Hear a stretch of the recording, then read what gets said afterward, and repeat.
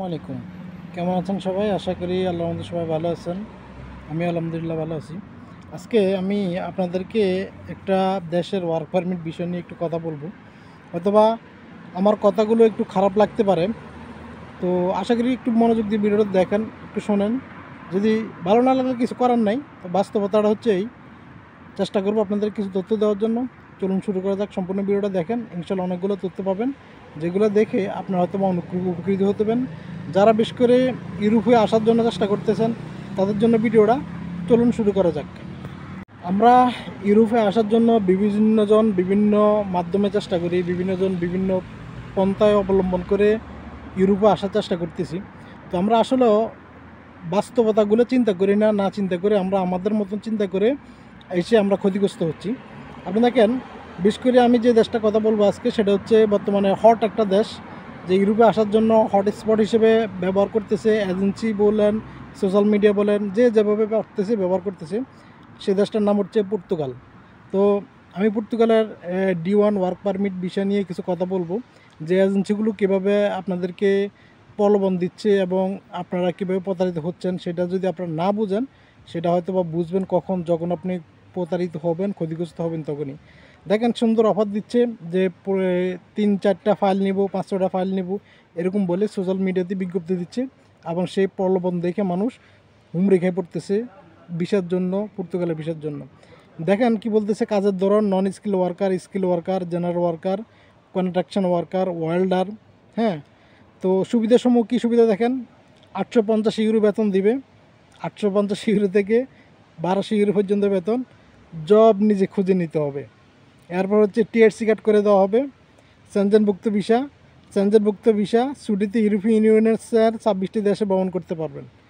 আচ্ছা ভাই, আপনি যদি ইউরোপের একটা দেশের ভিসা নিয়ে আসেন, ইউরোপের 26টা দেশে এমনিতে যেতে পারবেন। ওইটা পর্তুগালের ভিসা নিয়ে আসেন আর রোমানিয়ার ভিসা নিয়ে আসেন, সেটা মাল্টার ভিসা নিয়ে আসেন, একটা ভিসা নিয়ে আসলে ইউরোপের 26টা দেশে অনায়াসে আপনি ঘুরতে পারবেন, যেতে পারবেন। কিন্তু 26টা দেশে আপনি কাজ করতে পারবেন না।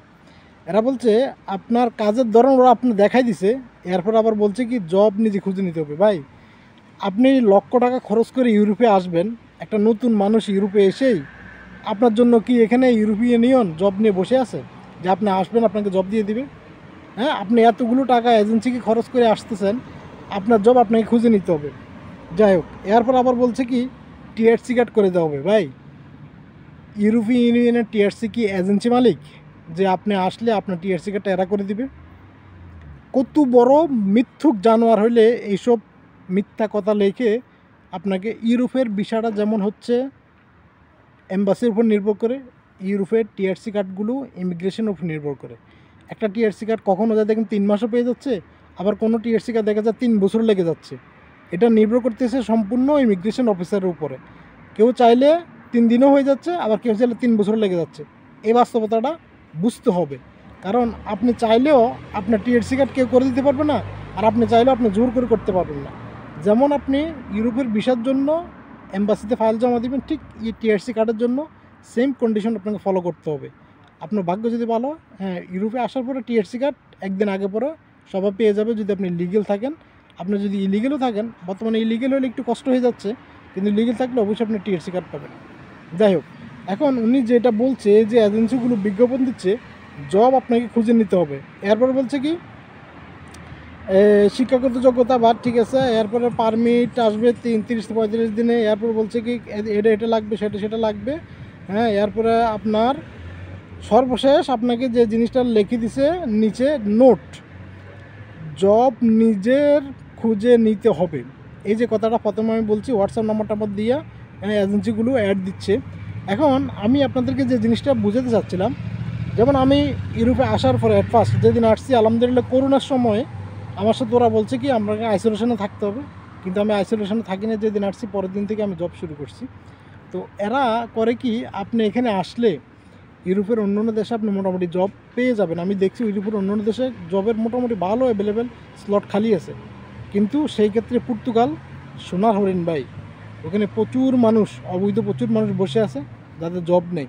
আপনি নতুন একটা বেকার লোক আসতেছেন, না পারতেছেন ইউরোপিয়ান ইউনিয়ন নিয়মকানুন, না জানতেছেন কোনো পর্তুগিজ ভাষা, না পারতেছেন আপনার কোনো ডকুমেন্ট, তাহলে আপনি কি নিয়ে আপনি একটা জব খুঁজবেন? এই বাস্তবতাটা বুঝেন, এই বাস্তবতা বুঝে তারপরে এই পর্তুগালের ভিসার ফাঁদে ফাঁদ দিয়েন। ভাই আসেন, আপনারা কোনো সমস্যা নাই, কিন্তু জব আপনাকে নিজে খুঁজে নিতে হবে। এই সিস্টেম আপনি কই পাইছেন? হ্যাঁ, আপনি যেহেতু একটা এই দেশের ডকুমেন্ট দিয়া, ইউরোপীয় ইউনিয়ন বা পর্তুগালের কোনো একটা কোম্পানির ডকুমেন্ট দিয়ে যদি আপনি কাগজপত্র বের করে নিচ্ছেন, আমার জন্য ভিসা প্রসেস করে দিচ্ছেন, তাহলে আমাকে জব খুঁজে নিতে হবে কেন? আপনি এখানে এসে যদি আপনি হায়া হয়ে যান, আপনি এখানে এসে যদি আপনাকে বাসা খুঁজতে হয়, এখানে এসে যদি আপনার জব খুঁজতে হয়, তাহলে আপনার সিচুয়েশনটা কোন জায়গায় গিয়ে দাঁড়াবে? এই চিন্তাগুলো করেন। ইউরোপে আসার জন্য পাগল হয়ে যান না, ইউরোপে আসেন, কোনো সমস্যা নাই। ইউরোপে আসার ভালো রাস্তা আছে, ভালো সুযোগ সুবিধা আছে। এখানে আসলে ভালো জবের সুবিধা আছে, ভালো বেতন আছে, কোনো সমস্যা নেই। সর্বোপরি আমি বলবো, যে কোনো পা দেন, যেখানে আসেন, ভালো জায়গা, ভালো রাস্তা, ভালো এজেন্সি দেখে আসেন, ইনশাল্লাহ অবশ্যই ভালো কিছু হবে। আমার কথা মনে কষ্ট নিয়েন না, বাস্তবতা ওটা হচ্ছে এই, এখানে আসলে আপনি সব কিছু হয়ে যাবে, এমন জিনিসটা এমন না। সব কিছু করে নিজের পজিশন তৈরি করে আসবেন, ইনশাল্লাহ কোনো ক্ষতিগ্রস্ত হবে না। তো হ্যাঁ, ইউরোপের জন্য যে কোনো দেশের জন্য ট্রাই করেন না কেন, যে কোনো একটা কাজ শিখে আসেন। অ্যাটলিস্ট যদি আপনি কোনো কাজ না পারেন, অন্তত গাড়ি ড্রাইভিং এবং লাইসেন্সটা নিয়ে আসেন। দেখবেন এখানে আসলে আপনি কোনো কাজ না পারলেও আপনার জন্য সহজ হয়ে যাবে। গাড়ি ড্রাইভিং এবং কাজটা শিখে ড্রাইভিংটা শিখে আসবেন, ইনশাল্লাহ ভালো কিছু হবে। সর্বোপরি ভালো থাকবেন। আসসালামু আলাইকুম রহমতুল্লাহ বরকাত।